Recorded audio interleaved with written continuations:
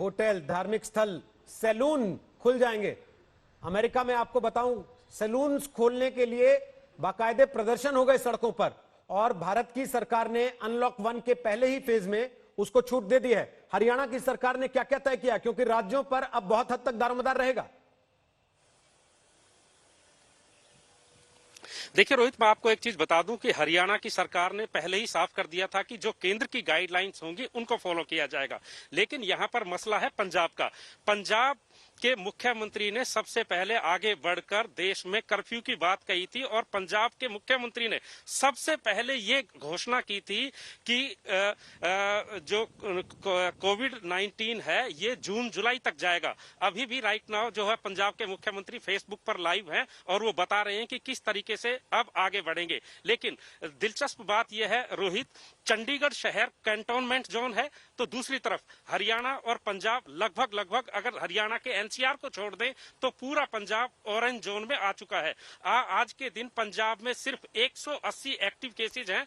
2000 के करीब total cases थे, जिनमें से ज्यादातर रोगियों को छुट्टी दे दी गई है कि वो कोरोना से फ्री हो चुके हैं। तो पंजाब में सिर्फ 180 जो केसेज हैं, एक्टिव केसेज हैं, इसके अलावा सबको छूट दे दी गई है। तो पंजाब ने अब ट्रांसपोर्टेशन शुरू कर दी है। लेकिन जब चंडीगढ़ अगर कैंटोनमेंट रहता है और चंडीगढ़ में लॉकडाउन आगे बढ़ता है, तो हरियाणा और पंजाब दोनों ही राज्यों की चंडीगढ़ राजधानी है। दोनों ही राज्यों के मुख्यालय से लेकर राजभवन और चीफ मिनिस्टर रेजिडेंस दोनों चंडीगढ़ के अंदर हैं। तो यहाँ पर थोड़ा सा गतिरोध ये हो सकता है, अगर लॉकडाउन की प्रक्रिया के तहत चंडीगढ़ को बंद रखा जाता है तो बड़ी तादाद में लोग हरियाणा, पंजाब और हिमाचल से भी यहाँ पर आते हैं। अब चंडीगढ़ की तुलना अगर हिमाचल से करें तो हिमाचल में जो है 100 कुछ रोगियों की तादाद है, तो चंडीगढ़ में 300 के करीब हो गए हैं पॉजिटिव। तो यहाँ पर ये देखने वाली बात होगी कि एक तरफ पंजाब के मुख्यमंत्री क्या फैसला लेते हैं, क्योंकि पंजाब के मुख्यमंत्री बहुत पहले ऐलान दे चुके थे। और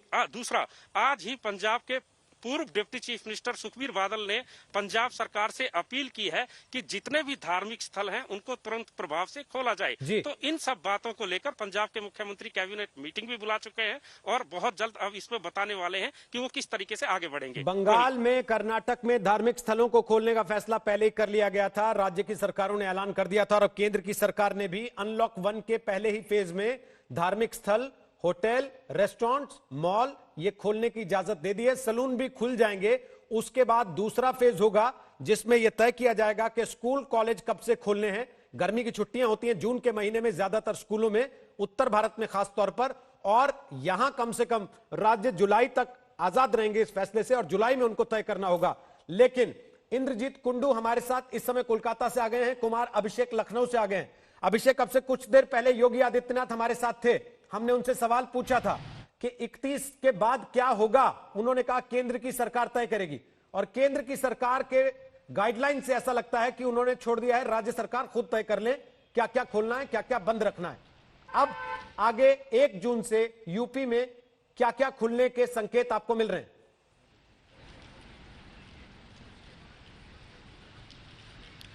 देखिए रोहित, अब तक जो 4 लॉकडाउन हुए हैं उसमें राज्य सरकार ने अपने तरफ से कुछ नहीं किया है। जितने भी गाइडलाइंस केंद्र सरकार के आए उसे ही पूरी तरीके से फॉलो किया है। और जिस तरीके से आपके इंटरव्यू में खुद मुख्यमंत्री योगी आदित्यनाथ ने कहा कि जैसे ही केंद्र सरकार का गाइडलाइन आएगा उसे वो फॉलो करेंगे, तो जिस तरीके से एक तरीके से कहा जाए तो ये पूरा का पूरा खुल चुका है गाइडलाइन। अगर कुछ चीज़ों को छोड़ दिया जाए तो निश्चित तौर पर सरकार ने जो यहाँ से प्रस्ताव भेजा था उसमें धार्मिक स्थलों को खोलने का प्रस्ताव योगी सरकार ने दिया था, क्योंकि यहाँ के मंदिर, यहाँ के जो मस्जिद, जितने भी धर्मस्थल हैं उनके तरफ से भी लगातार मांगे उठ रही थी कि खोला जाए।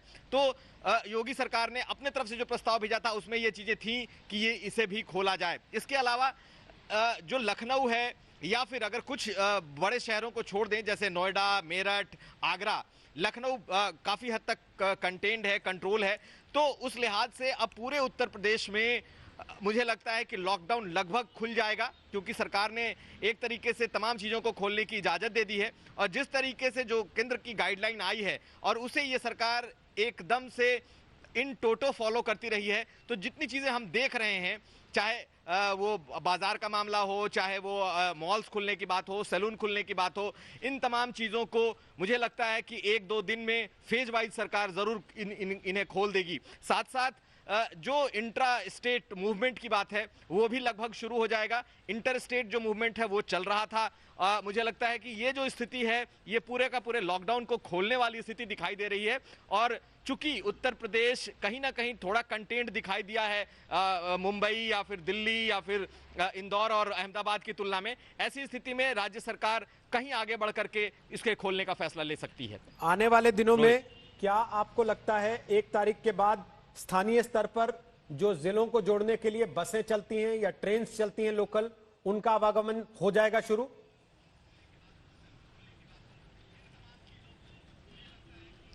देखिए, ट्रेन का फैसला तो रेल मंत्रालय करेगा, लेकिन निश्चित तौर पर जो अंतर जिला जो बस सर्विसेज हैं वो 1-2 दिन में जरूर शुरू हो जाएंगी। जो बड़े बड़े शॉपिंग मॉल्स हैं या फिर जो बड़ी दुकानें हैं, जैसे अमीनाबाद का इलाका आज भी बंद है, तो अगर कंटेनमेंट जोन के बाहर जा रहा है, अगर बाहर है तो वो तमाम दुकानें जरूर खुलेंगी। हालांकि जो सोशल डिस्टेंसिंग का एक मानक तय किया गया है उसे फॉलो करना होगा। जैसे हम लोगों ने देखा है कि जब भी लॉकडाउन हुए हैं 1, 2, 3, 4, तो जो राज्य प्रशासन है और जो जिला प्रशासन है वो 1 से 2 दिन का वक्त लेता है ताकि जो इसे खोला जाए तो पूरी सुरक्षा और मानकों के साथ खोला जाए। तो जब 1 तारीख से खोलने की बात हो रही है तो मुझे लगता है कि जो बड़े जिले हैं, जो बड़े शहर हैं, जैसे लखनऊ हो गया, आगरा हो गया, मेरठ, गाजियाबाद और नोएडा, ऐसे जिलों में 1-2 दिन ज्यादा वक्त लगेगा। लेकिन निश्चित तौर पर जो ज्यादा प्रभावित जिले हैं या शहर हैं उनको छोड़ दिया जाए तो बाकी जिले की स्थिति बिल्कुल नॉर्मल होने जा रही है। मंदिर, मस्जिद, ये तमाम चीजें पूरी तरीके से खुलने जा रहे हैं। जो रात के कर्फ्यू की बात है, अगर रात को 9 बजे से लेकर सुबह 5 बजे तक है, यानी कि 6 बजे से लेकर रात को 9 बजे तक दुकानें भी खुल सकती हैं।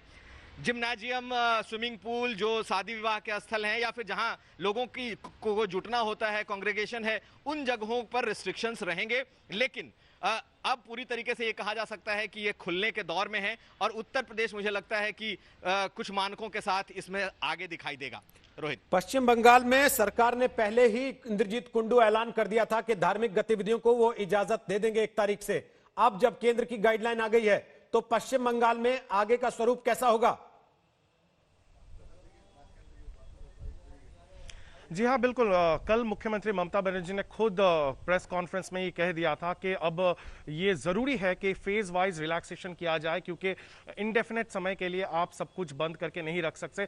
पश्चिम बंगाल सरकार के लिए सबसे बड़ी मुसीबत ये है कि और ये कहा जा रहा है बार बार तृणमूल सरकार की ओर से कि राज्य का कोई रेवेन्यू नहीं है। पिछले 2 महीनों में सब कुछ बंद रहा, इकोनॉमिक एक्टिविटी, और उसके साथ साथ साइक्लोन अम्फान आने से बहुत ज़्यादा क्षति पहुंची है और इसीलिए उसको भरपाई के लिए रेवेन्यू जनरेट करना बहुत जरूरी है।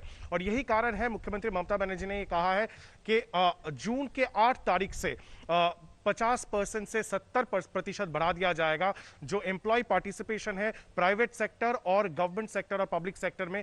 उसके साथ साथ उन्होंने ये भी कह दिया है कि बाकी जितने भी नॉन कंटेनमेंट जोन है उसमें ऐलान ऑलरेडी कर दिया गया था कि वहां पे लोग छोटे दुकान ही नहीं बल्कि बड़े दुकान भी खोल सकते हैं। लेकिन जिस तरह का गाइडलाइन आज MHA से आया है कि आप शॉपिंग मॉल्स भी खोल सकते हैं, तो शायद कुछ दिनों में पश्चिम बंगाल सरकार भी इस पर बातचीत करेगी और नया डिसीजन जो है पश्चिम बंगाल सरकार की ओर से शायद वो कुछ दिनों में हमें मिल सकता है।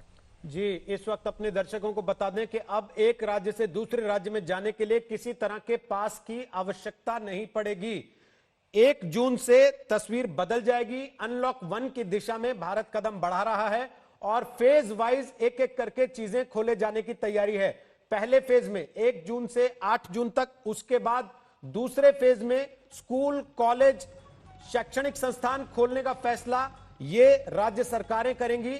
लेकिन उस दौरान मेट्रो सेवा, जिम, पार्क, सिनेमा बंद रहेंगे और 3rd फेज में इन चीजों को खोलने पर सरकारें फैसला करेंगी और साथ ही अंतर्राष्ट्रीय उड़ान के लिए भी फैसला तभी होगा, मेट्रो के लिए भी फैसला तभी होगा और उसकी गाइडलाइंस भी अलग से जारी कर दी गई हैं। लेकिन बड़ी बात यह है कि जो शाम का कर्फ्यू था 7 बजे से लेकर 7 बजे तक, उसे हटाकर अब रात 9 बजे से सुबह के 5 बजे तक के लिए कर दिया गया है। यानी कि अब दुकानें देर तक के लिए खुली रह सकेंगी। इस पर राज्यों की सरकारों को फैसला लेना होगा। जब एक राज्य से दूसरे राज्य जाने की छूट दे दी गई है, पास हटा लिया गया है, राज्यों के भीतर भी जिलों के अंदर एक जगह से दूसरी जगह जाने की छूट दे दी गई है। इसका मतलब यह कि अब राज्यों को तय करना होगा कि वो अंतरराज्यीय बस सेवाएं कब से शुरू करना चाहते हैं और रेलवे को यह तय करना होगा कि वो लोकल ट्रेन की सुविधा कब से शुरू वापस कर देना चाहता है।